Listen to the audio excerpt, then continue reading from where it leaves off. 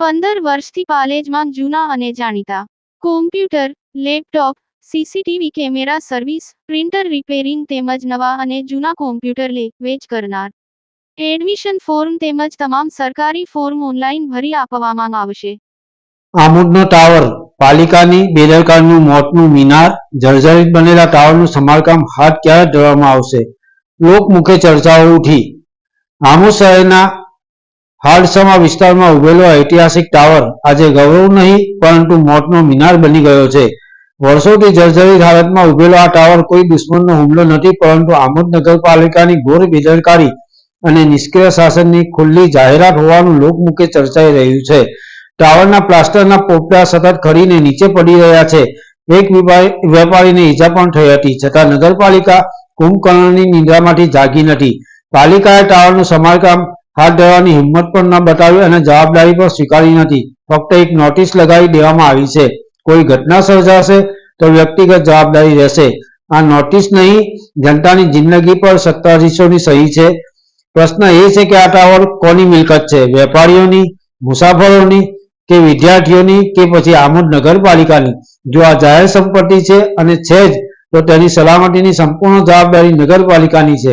વેપારીઓને ધમકાવી, પોલીસ બોલાવી અને નોટિસ બોર્ડ લગાવી પાલિકા પોતાની કાનૂની ફરજથી ભાગી શકે નહીં. ટાવર ચોક આમોદનો સૌથી ભીડભાડવાળો વિસ્તાર છે. સવારથી રાત સુધી અહીંથી હજારો લોકો અવરજવર કરે છે. શાળાના બાળકો, કોલેજના વિદ્યાર્થીઓ, વૃદ્ધો, મહિલાઓ દરેક જાણે રોજ પોતાના મોતની છાયા નીચે પસાર થવા મજબૂર બન્યા છે. આવી જગ્યાએ જર્જરિત ટાવર ઉભો રાખવો એ માત્ર બેદરકારી નહીં પરંતુ અપરાધ સમાન બેદરકારી છે.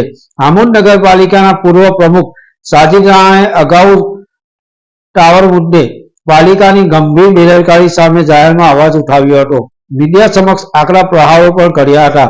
છતાં સત્તાધીશો આજે પણ આંખ કાન બંધ કરીને બેઠા છે. શું પાલિકા કોઈ મોટી દુર્ઘટનાની રાહ જોઈ રહી છે? શું કોઈ નિર્દોષનો જીવ સડશે ત્યારે જ ફાઇલો ખુલશે? એવું પણ લોકમુખે ચર્ચાઈ રહ્યું છે. પાલેજ ટાઈમ્સ, ભરૂચ.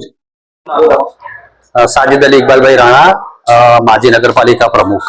સાજિદભાઈ, શું કહેશો? આજે જે ટાવર જર્જરિત છે તેના મુદ્દા અવારનવાર રોજ પડે છે, નીચેથી બીજે જાય છે, વાંદરાઓ કૂદે છે ને નીચે પડે છે, તે બાબતને લઈને શું કહેશો? આ જે રિપેરિંગ કરવાની વાળી બાબતની અંદર આ જે જર્જરિત ટાવર જે છે એ ખરેખર બહુ વર્ષો જૂનો ટાવર છે.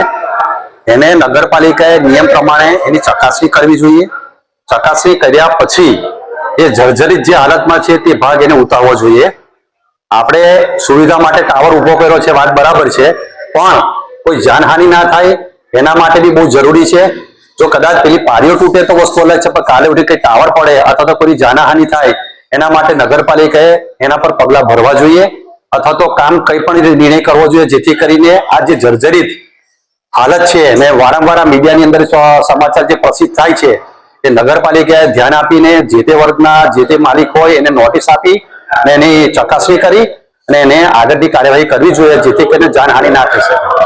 અમે અગાઉ જોયું કે કોંગ્રેસના શાસનની અંદર હવે એટલે ટુકડા પડ્યા હતા, તરત એને રિપેર કરવામાં હા, અમે જે રિપેરિંગ કરવાના અમારા વહીવટમાં આવેલું હતું, અમે બધું રિપેરિંગ કરીને મૂકેલું હતું. ત્યાર પછી કોઈ મેન્ટેનન્સ કરવામાં નથી આવ્યું. ખરેખર જો બહુ જૂની બિલ્ડિંગ હોય તો એને વારંવાર મેન્ટેનન્સ કરવું પડે છે. એની દેખરેખ રાખવાની બી નગરપાલિકાની અથવા જે તે માલિકી હોય છે એ જોવું જોઈએ, એનું કામ કરવું જોઈએ. મુખ્ય અધિકારી એવું કહે છે કે આના જે માલિક છે જેમને બનાવેલું છે તે લોકો અમે તોડવાની ના પાડે છે, તે બાબતે શું? મુખ્ય અધિકારી જો એવું કહેતા હોય તો મારા હિસાબે એ વાત તો કંઈક ઘરે નથી ઉતરતી, પણ મુખ્ય અધિકારીએ એ માલિકને મળીને એમને સમજાવીને એમનો રિપોર્ટ લઈને એનો જે જર્જરિત છે તેનો રિપોર્ટ લઈને એમને સમજાવવો જોઈએ. કાલે જાનહાનિ થશે તો એના માટે કોની પર ક્લેમ કરશે? કાલે કોઈ વ્યક્તિનું કંઈક આપણે કુદરત ના કરીએ, આપણે એવું ઈચ્છતા નથી, તો કઈ જાનહાનિ થઈ, પડી ગયું, કોઈને વાગ્યું, તેની જવાબદારી કોણ ફિક્સ તો કરવી પડશે જવાબદારીની. નીચેથી લહેરી ગલ્લાવાળા અને પથારાવાળાને હટાવી દેવામાં આવ્યા છે. હવે ત્યાં આગળ પહાડગામથી આવતા લોકો જેમને કશું ખબર જ નથી તે લોકો ટોળા થઈને ઉભા રહે છે, વિદ્યાર્થીઓ ત્યાં ઉભા રહે છે. હવે આ મોટી દુર્ઘટના સર્જાશે અને ફક્ત નાનામાં નાની નોટિસ માંગી દીધી છે, તે બાબતે શું કહેશો? નોટિસ કોઈ વાંચવા આજના જમાનામાં કોઈ તૈયાર નથી. તમે લારીઓ હટાવી વાત બરાબર છે, પણ અવર જવર પબ્લિકને મધ્ય બિંદુની અંદર આ શાક માર્કેટ આવેલું છે અને 4 વાગ્યા પછી તો ત્યાં ચાલવાની જગ્યા પણ નથી રહેતી. તો કાલે ઉઠીને કોઈ લેડીઝ કે છોકરાઓ અથવા તો કોઈ જાનવર કે કોઈની જાનહાનિ થશે તો તેની જવાબદારી કોની? જવાબદારી તો સ્વીકારવી પડશે ને. એના માટે નગરપાલિકાએ પગલા ભરવા જોઈએ, એની કામગીરી કરવી જોઈએ ને એનું નિરાકરણ આવવું જોઈએ. આ વારંવાર મીડિયામાં આવવાથી ગામને બી બદનામી મળે છે. નગરપાલિકા છે, સક્ષમ છે, મુખ્ય અધિકારી છે, તો કેમ નથી કરતા? એની પર કાર્યવાહી કરવી જોઈએ.